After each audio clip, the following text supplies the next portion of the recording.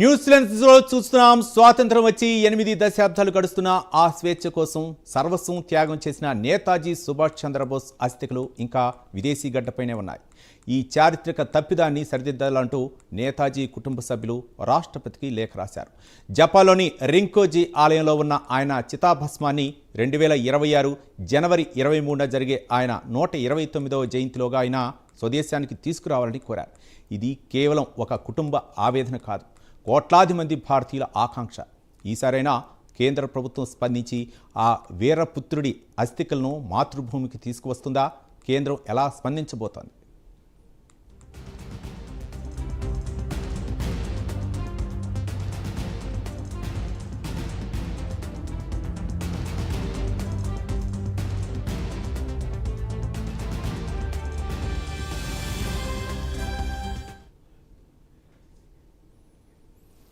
నేతాజీ సుభాష్ చంద్రబోస్ అస్థికలు విదేశాల నుంచి స్వదేశానికి తీసుకురావాలని కుటుంబ సభ్యులైతే మాత్రం విన్నవించుకున్నారు. రాష్ట్రపతికి అయితే మాత్రం ఒక విన్నపాన్ని అయితే విన్నవించారు.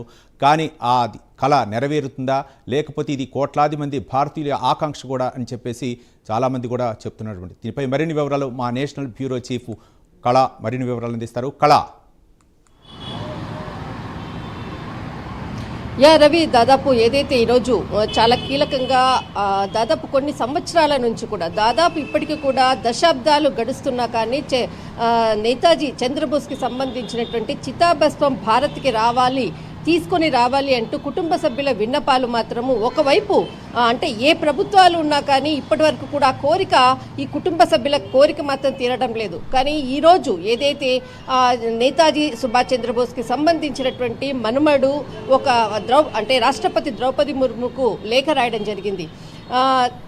దాదాపు మనకు ఏదైతే అంటే స్మారక చిహ్నాలకు సంబంధించినటువంటిది ఢిల్లీలో చాలా కీలకమైనటువంటి కట్టడాలు జరుగుతూ ఉన్నాయి. ఈ నేపథ్యంలోనే దాదాపు మనకు జనవరి 23వ తేదీన ఏదైతే చంద్రబోస్ జయంతి సందర్భంగా ముందుగానే దీనికి సంబంధించినటువంటి చితాభస్మాన్ని తీసుకొని వస్తే ఏదైతే స్మారక చిహ్నాలు ఎలాగో నిర్మిస్తున్నారు కాబట్టి అంతకన్నా ముందుగానే దీనికి సంబంధించినటువంటిది పూర్తిగా ఇక్కడికి తీసుకొని వస్తే బాగుంటుంది అన్నట్టుగా ఈ కోరిక దాదాపు పలుమార్లు కూడా విజ్ఞప్తి చేశాము అంటూ కూడా ఒక లేఖను కూడా రాయడం జరిగింది ఈరోజు. అయితే దీనికి సంబంధించినటువంటిది గతంలో కూడా ఎవరైతే అంటే నేతాజీ సుభాష్ చంద్రబోస్కి సంబంధించినటువంటి మనుమరాలు అనిత, ఆమె జపాన్లోనే ఉంటున్నారు. పలుమార్లు కూడా అక్కడ ప్రభుత్వాన్ని కూడా విజ్ఞప్తి చేశారు.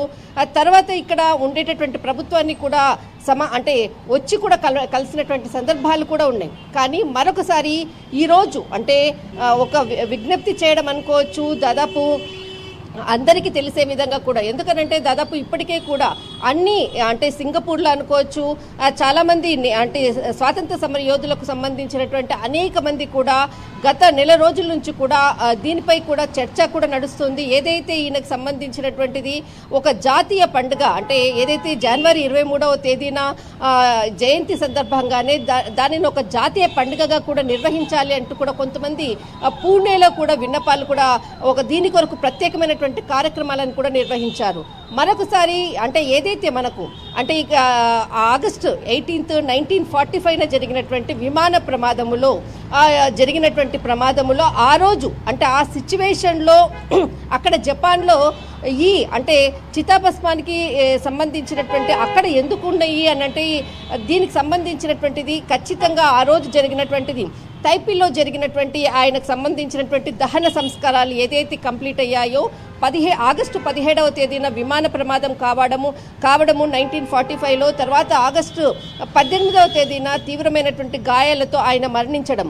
అప్పటి నుంచి ఆ రోజు ఏదైతే తైపీలో ఆయన దహన కార్యక్రమాలంతా కూడా పూర్తయ్యాక దానికి సంబంధించినటువంటి చితాభస్మాన్ని తీసుకొని ఇక్కడ మనకు ఏదైతే జపాన్లో ఉన్నటువంటి ఒక దేవాలయంలో పెట్టడం. అంటే అక్కడ ఉండేటటువంటి పూజారులు అంటే వాళ్ళకి వంశపరంగా ఉండేటటువంటి పూజారులు వీళ్ళందరూ కూడా అంటే ఎప్పుడైతే ఆ చితాభస్మానికి సంబంధించినటువంటిది అక్కడ పెట్టడమో అప్పటి నుంచి కూడా కంటిన్యూస్గా వారి వంశపరంగా ఉండేటటువంటి వచ్చే వాళ్ళంతా పూజారులందరూ కూడా ప్రతిరోజు దానికి సంబంధించినటువంటి విధి విధానాలు అనుకోవచ్చు, అక్కడ జరిగేటటువంటి కార్యక్రమాలు కూడా ఎప్పుడు కూడా దశాబ్దాలుగా కూడా నిర్వహిస్తున్నారు. కానీ ఇప్పటి వరకు కూడా దానికి సంబంధించినటువంటిది కూడా ఇక్కడ ఇండియాకి తీసుకురావాలి, ఇక్కడికి ఏదైతే ఆయనకి చెలో ఢిల్లీ అన్నటువంటిది ఏదైతే నినాదాన్ని మొట్టమొదటిసారిగా ఇచ్చినటువంటి సుభాష్ చంద్రబోసు, అంటే దీనికి సంబంధించినటువంటిది స్వాతంత్ర సమర యోధులకు సంబంధించినటువంటిది స్మారక కట్టడాలు కూడా జరుగుతున్నాయి. అంతకన్నా ముందుగానే ఒకసారి చితాభస్మానికి సంబంధించినది కూడా ఇక్కడికి తీసుకొని రావడం అన్నది చాలా అంటే భారతీయుల ఇన్ని కోట్ల మంది భారతీయుల కోరిక అంటూ కూడా ఇక్కడ మనుమడు అంటే నేతాజీ సుభాష్ చంద్రబోస్కి సంబంధించినటువంటి మనుమడు లేఖ రాయడము రాష్ట్రపతికి అన్నది కూడా ఈరోజు చాలా కీలకమైనటువంటిది. దాదాపు దశాబ్దాల నుంచి కూడా ఉన్నటువంటి ఏదైతే పూజారులు అక్కడ చేసేటటువంటి ఆలయంలో చేసేటటువంటి పూజారులు కంటిన్యూగా అక్కడ ప్రత్యేకమైనటువంటి పూజలు కూడా నిర్వహిస్తున్నారు. అక్కడ కూడా ఎవరైతే మనుమరాలు అనితా చంద్రబోస్కి సంబంధించినటువంటిది కూడా అక్కడ ఆమె ఉంటున్నారు. ఆమె ఒక ప్రొఫెసర్గా అక్కడ పనిచేస్తున్నారు.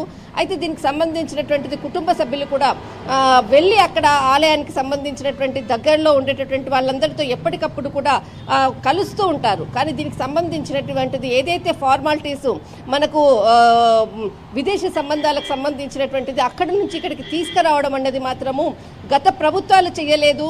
ఇప్పుడు ఉన్నటువంటి ఏదైనా ప్రభుత్వం దీనిపై చర్య తీసుకొని ఖచ్చితంగా ఏదైతే మనకు సంబంధించినటువంటిది అంటే ఢిల్లీలో స్మారక చిహ్న కట్టడాలు ఏదైతే నిర్వహిస్తున్నారో అంతకన్నా ముందుగా తీసుకొని రావాలి అంటూ కూడా ఈ రోజు ఒక ప్రత్యేకమైనటువంటి లేఖను రాయడం రైట్ కళ. అంటే మనం చూసాం ఎన్డీఏ ప్రభుత్వం అధికారంలోకి వచ్చిన తర్వాత ప్రధాని నరేంద్ర మోదీ అంటే ఎన్నో కార్యక్రమాలు చేస్తున్నారు. ఛత్రపతి శివాజీకి సంబంధించినటువంటి ఇతర దేశాల్లో ఉన్నటువంటి వస్తువులను కూడా ఇండియాకి రప్పించాడు.